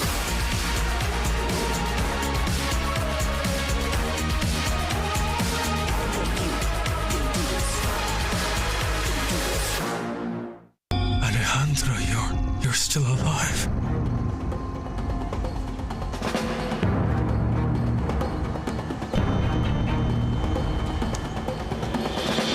Mr. Alejandro! Mrs. Lucia! Mrs. Lucia, come quick, Mr. Alejandro! My goodness! You're so... Sophia! Don't miss the gripping drama Cabo. Sundays at 8 p.m. only on CNC3. Get the story first. Want to know what's happening in news, sports, or crime? Get the CNC3 app. As the story breaks, CNC3 is there giving you the story first on your mobile device. Be connected to the most trusted and reliable news source, CNC3. Access your world with just a tap. The CNC3 app. Download it today.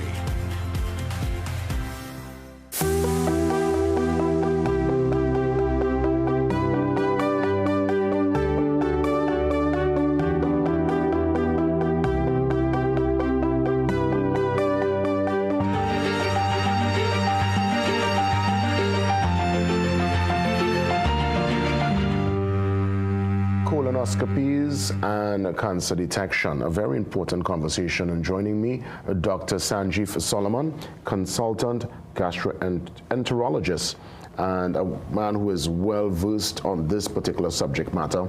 I want to thank Dr. Solomon for being here in person to treat with this very important conversation. Great to see you and welcome. Thanks for having me. Let me ask, I would imagine gastroenterologist, that's the name itself. I'm hearing gastro, so that has to do, I would imagine, with the gut. Well, I would imagine gut health will also impact colon health.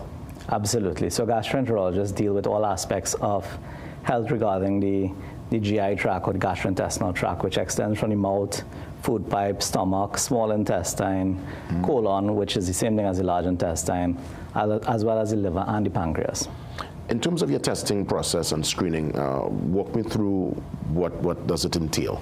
Right, so I mean, what we're talking about is colon cancer here specifically, which is particularly important this month. And what we are attempting to do is that colon cancer is quite common in Trinidad. It's one of the top 3 cancers in Trinidad and Tobago, so an important thing to cover. And what we're trying to do is screen or pick up early signs of cancer before it becomes a problem. So colonoscopy is one of those ways to screen for colon cancer. And what does that colonoscopy screening process entail? And is it is it invasive? I mean, after we can bring it real. That's how we deal with it on a Tuesday. Invasive is a strong word. but it is a little bit more than a blood test. So what is required for a colonoscopy, which, you know, in terms of who you select for a colonoscopy, any adult over the age of 45 is the current guideline. There are some people that require colonoscopy earlier. Those with a family history of colon cancer can start earlier. Typically, we say if you have a family member with colon cancer, you start 10 years before or at the age of 40, whichever comes first. And then there are other conditions that predispose to colon cancer, such as inflammatory bowel disease or some genetic syndromes which might require to start earlier. How do you do a colonoscopy? You would have to go through this prep process, which typically is the worst part of it. But essentially, the day before the colonoscopy, you would need to be on a clear liquid diet, because anything you put in the day before, we have to try to take out for us to do the procedure. And then you have to take a course of laxatives the day before the procedure and the morning of the procedure. You come in for the procedure, someone brings you because you need someone to give you a drop, because the sedation that we give to keep you comfortable for the procedure requires that you shouldn't be driving. We put in a little tiny access in the vein so that we could give you a small amount of medication to keep you comfortable. The aim is not to knock you out, but to keep you well and comfortable during the duration of the exam, which could last anytime between 15 and 20 minutes. And it requires us to put this camera, which is a flexible tube with a camera and a light at the tip, work it all the way around the large intestine, and we're looking for any signs of any polyps, which are tiny little growths that, given enough time, can transform into cancer. And the benefit of a colonoscopy is if we do find something, we can remove it immediately, send it off to the lab, get results in a week or two, and that helps us determine how soon your next colonoscopy should be. After the procedure, you might feel a little gassy, but once you pass that gas, you're good to go. And I would imagine, based on, as you said, the camera getting into the actual intestines, that's a comprehensive and really, I would imagine, spot-on analysis of what's happening inside the body. It's absolutely the gold standard. So this is the best way to screen for colon cancer, and also allows us to do something if we pick up something at the time. If they pick up something, what's the next procedure after that? So we remove it immediately. So if I see a little growth, I can isolate it and snare it off, essentially use a little metal lasso. Tiny little thing, you don't feel anything at all. You don't have any pain fibers inside your colon. And we take that out, we suck it up with the camera, we send that off to the lab. That's right. So you detect and you treat immediately. What are some of the red flags that will indicate, you know what, I need to go check and see what's happening? Because every medical professional will always bring up a particular point of listening to the body. And I recall some even mention, you know, looking back at the stool, making sure that all is in place with your stool. If you recognize things are different in that regard, or if there is an issue with passing said stool, is that a cause for concern? Absolutely. So the red flag things you should be looking out for would be blood in the stool. So blood in the stool? Or, yes, absolutely. If you see some blood in the stool, especially if you cross the age of 45, that is an automatic, that is no longer screening, that is diagnostic. You should get checked out. But other things you look out for is a change in your bowel habits, either constipation or diarrhea that's new in onset. If you have an unremitting abdominal pain, or if you have weight loss that you can't really explain, you're not exercising, it's not falling off. So those would be the things I would look out for. But the tricky thing with colon cancer is that a lot of those symptoms are not present until late. So if you wait for you to actually manifest those signs, you might have, you know, lost your window of opportunity to pick things up early, which is why we recommend screening at a certain age and not when, you know, necessarily waiting for you to see blood in your stool. Because a lot of people would say, but doc, you know, I'm good, I'm not having any blood, I feel fine. And then you go in there and you find some things that, you know, you deal with earlier. So the process, I would imagine, you book the appointment, and this, I would know, obviously available in the private sector, but also in the public sector, one could go through the colonoscopy? Yes, it is available in both private and public. Public is a little bit more tricky to access because of the waiting list, but absolutely, colonoscopy is available in both public and private. In the private sector, is it a costly endeavor? I would say it ranges anywhere between $4,000 and $6,000 on average. And you know, it depends on if you have to remove polyps, and different institutions have different price points. And obviously that would still be a drop in the ocean compared to if you have to go through full, you know, you have to battle anything that's beyond the threshold of if you were to pick this up via early detection. Absolutely. It's a good point you raised. So if you had to get colon cancer surgery, you're crossing 100,000 easily. If you have to add on chemotherapy on top of that, then it just compound interest. So the cost skyrockets once you pick things up late. Where do you recommend for those looking on, if they want to go online to read more, to just learn more about the process? Is there any place locally or internationally that you want to guide folks in the right direction? So the Cancer Society has some good information about it, and there are other well-reputed sources of information online. The American College of Gastroenterology.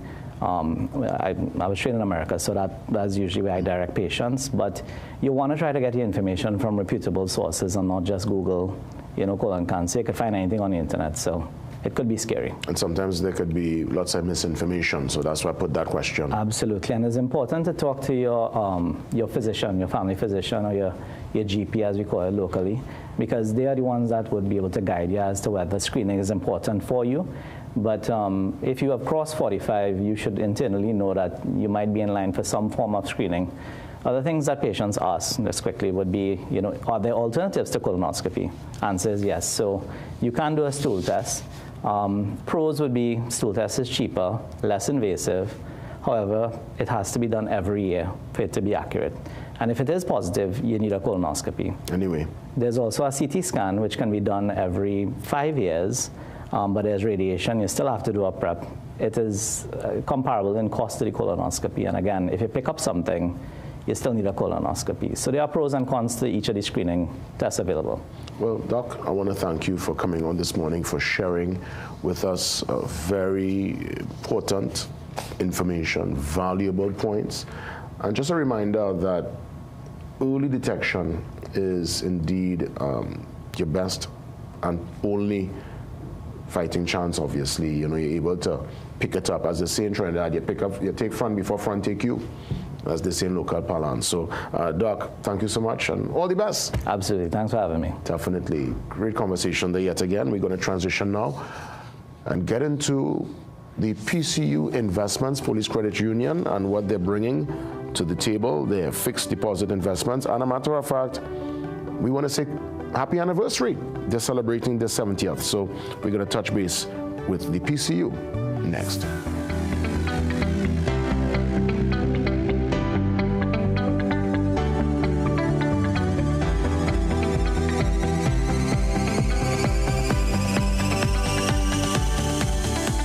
Struggling with blood sugar swings, high blood pressure, or stiff joints? Take control with Aja Nutrition's powerful wellness trio. Berberine Plus supports healthy blood sugar. Blood pressure support helps keep your pressure in check. And Joint Aid keeps your joints moving so you can stay active every day. Don't wait. Choose Aja Nutrition for trusted, effective solutions. Available at Pennywise and leading pharmacies nationwide. Feel better, move better, live better with Aja Nutrition. Looking for the ultimate gaming experience? Welcome to Phase 22 Gaming Lounge, where gamers of all ages come to play, compete, and have fun. Dive into your favorite games on PlayStation, Nintendo, Xbox, or race on our high-tech racing rigs. And experience the thrill of VR with PlayStation and Meta Quest. Our lounge is safe, comfortable, and perfect for everyone. When you're done, check out the latest gaming systems, accessories, and even Samsung and Apple phones. Visit us on the second floor of Gulf City Mall or call 786-2404 to book your gaming session today. Things don't always go as expected. Be ready with Trinry for auto, home, business and group life. Call us at 800-TRIN or visit trinry.com today. Huge insurance premium. Pay your premiums bit by bit with FlexiPay from Trinry. For more manageable auto, home and commercial insurance payments, call us at 800-TRIN or visit trinry.com today. Trinry, premier insurance coverage for less. Name something people stick their noses into. I'm going to say, into the oven.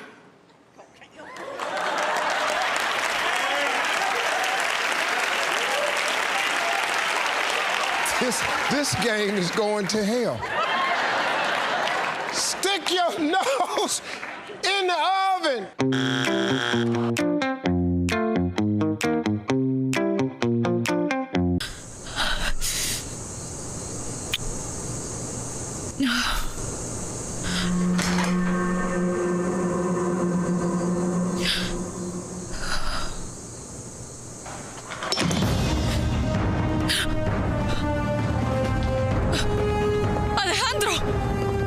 you...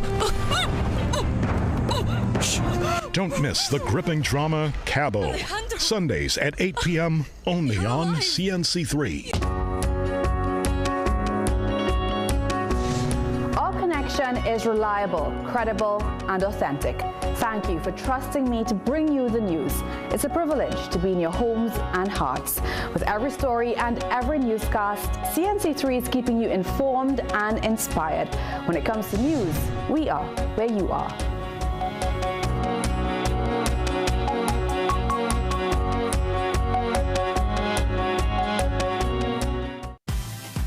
Get the story first. Want to know what's happening in news, sports, or crime? Get the CNC3 app. As the story breaks, CNC3 is there giving you the story first on your mobile device. Be connected to the most trusted and reliable news source, CNC3. Access your world with just a tap. The CNC3 app. Download it today.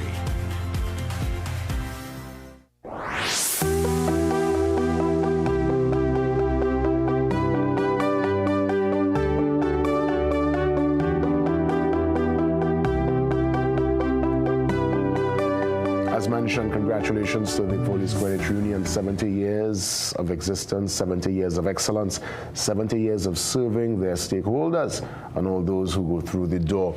Let me welcome yet again to share and bask in the light of that amazing accomplishment, Nigel Reese, Head of Loans and Business Operations at PCU. Thank you. And also with us, Shamil Reed. That's right, Finance Manager at PCU. Gentlemen, congratulations, man. 70. 70 years, yes. From starting under the step there, from what I heard, by Police Administration. Correct. To that flagship, well, they changed the whole game of these 10 million. People had to shift and arrange themselves. Correct. to step up. So well done to PCU. Yes, well, thank you very much, JW. And I want to take the opportunity to say good morning to our members. Yes. Good morning to our staff, our board and executive. 70 years is by no means a small feat. Yeah. Right? They call it what, 3 scores and 10? 3 scores and 10. Yes. And it took hard work, it took diligence, it took commitment. And we're seeing some of the fruits of that labor, so to speak, as I mentioned, the flagship. Yes. We've had our neighbors had to expand and adjust accordingly. Right? Yeah, of course. For credit unions. Because you all got that ball rolling first. Yeah. I mean, and it augurs well for what the credit union is about. Our membership comprises mainly of police officers. It's just over 50%, and our membership has grown by almost 40% in the last few years, and that demonstrates the kind of confidence that persons have in the credit union. And I would imagine too, outside of the reality of the staff and the professionalism and the financial products, I think what you'll have done really well is the marketing, spreading the news. Because many people thought Police Credit Union was exclusively for police, and I think you all have put that to rest. Yes. The civilians could walk in now, and I think that's where you would have probably gained with your membership. Correct, yeah. So our marketing team, led by Ms. Rianne Moore-Egard and Candice Antoine, have done a fantastic job over the last few years. So much so, we try to articulate our name as being PCU, as opposed to Police Credit. But they have persons who, and for the right reasons, think it's still only for police. Right, and that gives a sense of confidence and strength in terms of the brand. But yes, we are open to members of the public, and that word is spreading, and we're taking the opportunity here again to continue to spread that word. Well done, Nigel. Thanks so much for that. Let me bring Shamil in to treat with the fixed deposit investments and just walk us through the products in that regard. Thank you, JW. So after our launch of the Christmas campaign late last year, we would have introduced a 3-month fixed deposit term, as well as we would have revised our interest rates. That was a very successful program, and the board has approved an extension of that fixed deposit campaign. So we are here again to discuss that, where persons can invest from 3 months up to 3 years, starting as low as $2,500 up to $1 million.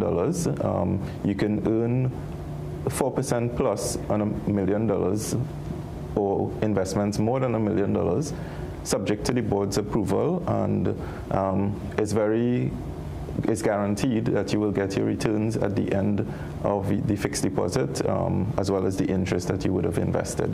If you have piqued someone's interest, could they come in, join, and start business with this fixed deposit, or one needs to be part of it before?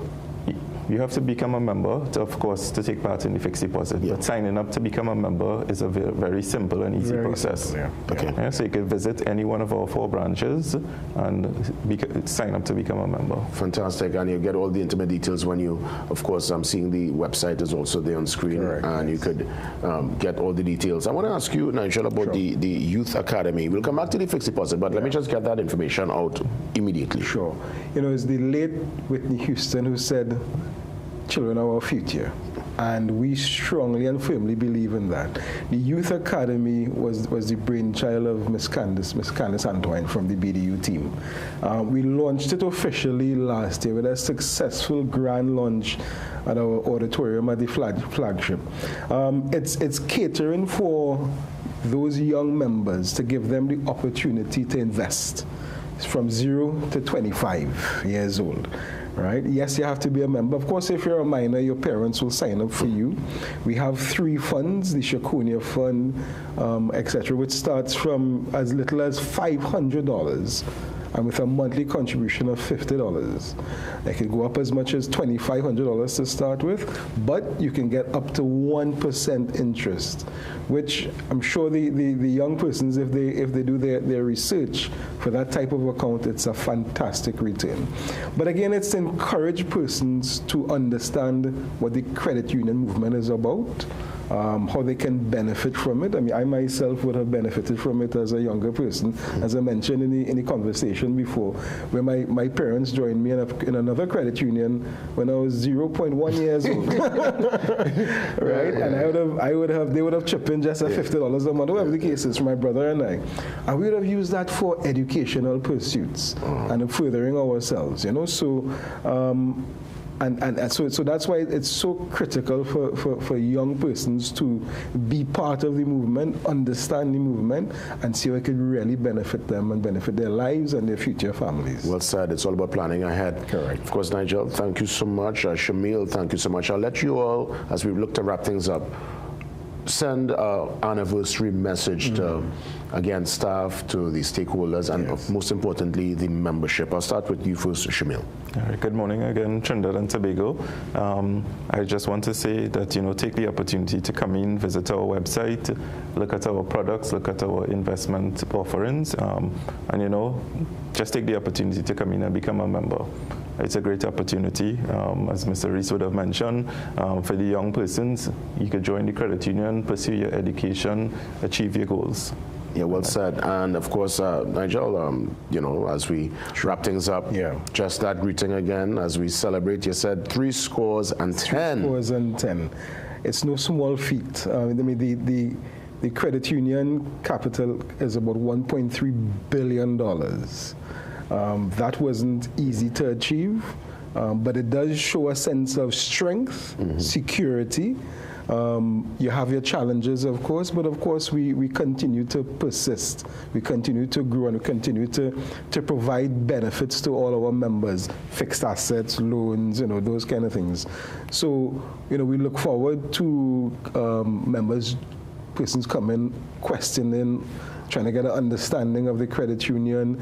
If you're not sure, you know, we have fantastic, well-trained staff, welcoming staff, warm staff who will be open to greet and treat with all your queries.